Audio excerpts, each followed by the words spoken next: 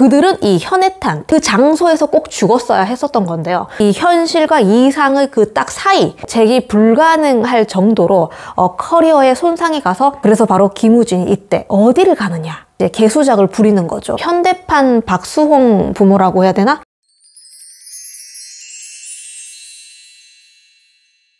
안녕하세요. 고작가의 휴먼레코드입니다. 저에게 구독, 좋아요, 알림 설정은 큰 힘이 됩니다. 부탁드립니다. 악단의 여왕 윤심덕과 백만장자 김우진의 정사극, 이래서 찬반 투표까지 했었다고 해요. 그러니까 누가 잘못했냐, 누가 죽자고 했을까, 이런 거를 이제 그 독자들에게 물어본 거죠. 이들이 바다에 빠져 죽었잖아요. 그 현해탄, 이 바다라는 공간도 아주 상징적이에요. 그냥 뭐 이렇게 배 타고 가다가 우리 죽을까 이래가지고 갑자기 바다에 빠져 죽은 게 아니고, 그들은 이 현해탄, 그 장소에서 꼭 죽었어야 했었던 건데요. 왜냐하면 이제 그 조선, 그 다음에 동경, 그 사이가 바로 바다, 현해탄이에요.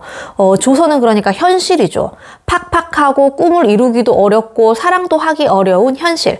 그 다음에 동경은 그들이 만나서 꿈도 키우고 사랑도 키웠던 곳이에요. 그러니까 이상적인 장소라고 할 수 있는데, 이 현실과 이상의 그 딱 사이, 그 괴리, 그 중간 지점에서 그들은 목숨을 잃어야 했던 거죠. 그 윤심덕으로 말할 것 같으면은 장녀는 아니었고 둘째였어요. 그런데 이제 첫째 언니가 결혼을 해서 출가 외인이 됐고, 근데 이제 윤심덕이 둘째라서 셋째 동생, 넷째 동생의 학비까지 다 책임을 져야 했었는데요. 윤심덕이 이제 조선에 귀국한 다음에 그 부모님들이 이제 윤심덕 하나만 믿고 경성으로 무리하게 이사를 하는가 하면은 실제로 윤심덕이 부모님이 나를 좀 차별하면서 키우는 것 같다, 내가 이제 생활비를 다 책임져야 돼서 힘들다, 이렇게 말한 기록이 나와 있어요. 그러니까 좀 현대판 박수홍 부모라고 해야 되나? 왜냐면은 그 윤심덕이 30살이 될 때까지 미혼이었어요. 뭐 지금이야 30살이 노처녀도 아니지만 그 당시는 엄청난 거의 손가락질을 받을 만한 노처녀였는데, 아니 그러면은 윤심덕이 제주도 좋고 노래도 잘하고 그렇게 유명한 사람인데 결혼을 못했을 리가 없잖아요. 실제로 그 김홍기라고 아주 부유한 청년과 혼담 이야기가 오갔었는데 알 수 없는 이유로 파기되었다고 나와요. 이거는 아마 제 생각에는 이제 좀 부모의 입김이 좀 작용하지 않았나 싶고, 그 윤심덕의 남동생인 윤기성이 미국으로 유학을 가고 싶다고 해가지고 윤심덕이 돈을 벌었어야 했는데, 아니 지금도 미국으로 유학을 가려면 유학비가 좀 많이 들어요. 그 당시 돈으로 무려 600원, 거금 600원이었는데 이 600원을 구하기 위해서 이제 막 고군분투하면서 윤심덕이 뛰어다닌 거예요. 그런데 이제 그 윤심덕을 좀 좋게 본 늙은 아저씨가 이용문이라고 엄청난 부호였다고 하는데, 너에게 아무런 대가도 조건도 바라지 않고 너 남동생 유학비 600원 대줄 테니까 그냥 우리 집에 오기만 해라 라고 이야기를 합니다.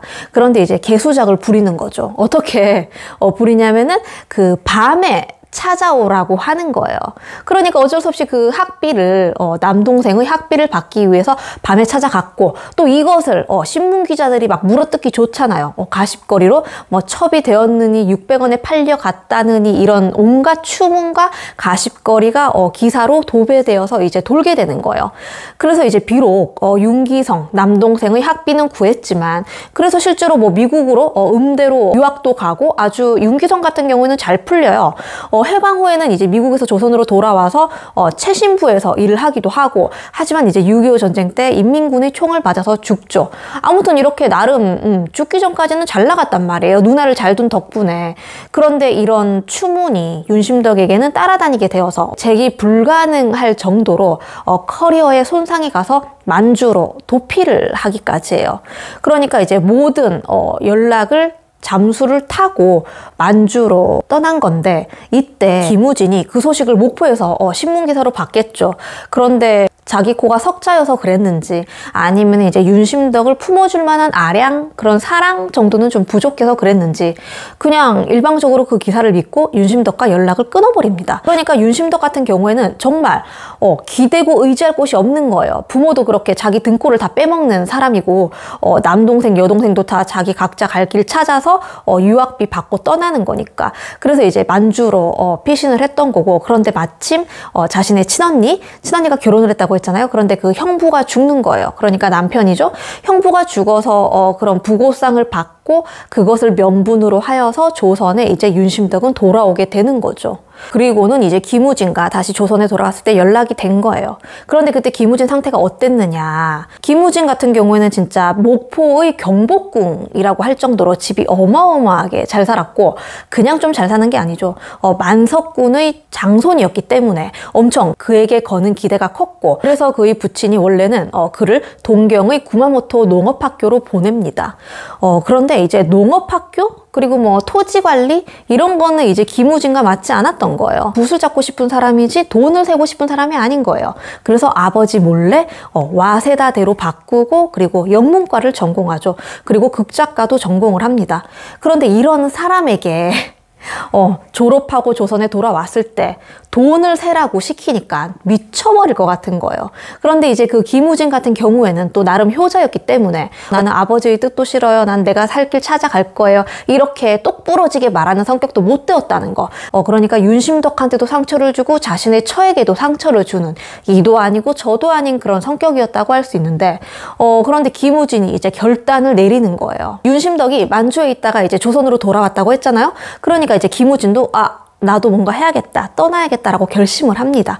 그래서 이제 그 윤심덕한테 뭐라고 하냐면은, 나 조만간 경성에 올라갈 거다. 경성에 올라가서 내가 대본을 써가지고 연극 무대를 올릴 거다. 그런데 너가 지금 조선에 돌아와가지고 다시 가수로 활동을 하려고 하는데 대중들의 반응이 싸늘하다는 거를 내가 들었다. 그래서 말인데 너 연극 배우를 해보는 게 어떻냐라고 이야기를 합니다. 그 이 시대의 또 흐름을 알아야 하는데, 이 시대는 이제 연극 배우를 한다는 것, 그런 것은 아주 화류계보다 더욱더 천한 그런 직업으로 여겼기 때문에 실제로 이런 일화가 나와 있어요. 이제 연극 배우를 하도 할 여성이 없어서 어떤 기생에게 가서 그 연극 무대를 세우려는 사람이 좀 배우 역할을 해달라라고 하니까 기생이 그 자리에서 그 사람의 뺨을 올려붙였다. 그런 이야기가 있거든요. 그만큼 기생도 마다할 정도로 연극 배우란, 지금의 그런 브라운관에 나오는 그런 배우와는 완전 인식이 달랐죠. 그랬기 때문에 윤심덕 같은 경우에는 좀 연극 배우를 한다는 게 크나큰 모험이었어요. 그런데 이제 김우진이 쓴 대본을 읽고 연기를 한다? 그리고 자기가 이제 가수 활동으로는 좀 안 될 것 같으니까 연극으로 전향을 해볼까? 약간 이런 생각을 품었던 거죠. 그런데 이제 당연히 그녀의 돈을 먹고 사는 그 등골 브레이커인 그의 부모가 반대를 한 거죠. 그래서 이제 그 윤심덕 같은 경우는 집을 나와서 여간방을 잡고 하숙을 하면서 대본을 외우고 토월해라는 그런 극단에 가입을 하여서 연극 무대에 올라갑니다. 그런데 처절하게 실패를 하죠. 왜냐면은 그녀는 이제 연기 연습을 받아본 적도 없고, 그 다음에 이제 뮤지컬 배우와 그 드라마 배우가 발성이 다르잖아요. 그런 호흡법도 다르고, 그러니까 당연히 무대는 성공하지 못했던 거예요. 그리고 이제 그 관객들이, 아니 네가 만주로 잠수 타더니 네가 여기 와가지고 고작하는 게 연극이야? 그래, 어디 한번 잘하나 보자.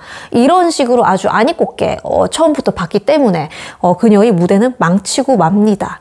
그리고 이제 그녀의 어머니가 그녀의 무대를 보고 이제 끌어내리려고 해가지고, 그녀가 이제 무대가 끝난 다음에 얼굴로 손을 가리고 막 그 무대 뒤편으로 도망치듯이 뛰어나갔다. 그런 기록도 있어요. 그러니까 정말 윤심덕 입장에서도 정말 사면초가였고, 그리고 김우진은 이제 또 목포에서 경성으로 간다고 했는데 그 소식을 듣고는 또 체념을 한 거예요.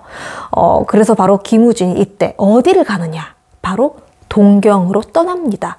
그런데 여기서 문제가 생겨요. 김우진이 윤심덕에게 아무래도 경성은 힘들 것 같고 나 동경으로 떠날게 라고 전보 한 장 남기고 가면 되는 거를, 그런 말을 하지 않고 입을 싹 닫고 혼자서 그냥 동경으로 떠나버립니다. 여기에 대해서는 두 가지 썰이 있어요. 김우진이 윤심덕한테 말하지 않고 떠났던 날짜가 1926년 6월 10일이에요. 그러니까 이때가 고종이 1919년에 죽어가지고 3.1운동이 일어났잖아요. 그러니까 이때 1926년 4월에 순종이 돌아가셨는데, 고종의 아들이 사람들이 아니 우리 또 한번 3.1운동처럼 한번 해볼까? 순종이 돌아가셨으니까 이래가지고 이제 제2의 만세운동을 펼치자, 이래서 좀 그 경성의 분위기가 약간 좋지 않았단 말이에요. 그런데 이 상태에서 괜히 이런 정보를 보냈다가 막 발각이라도 되고 뭐 꼬투리라도 잡히면은 좋을 것이 없어서 입을 싹 닫고 갔다라는 말이 있고, 실제로 이제 그 6월 10일에 떠났으니까 그때 김우진이 떠난 날짜에 만세운동이 일어났단 말이에요.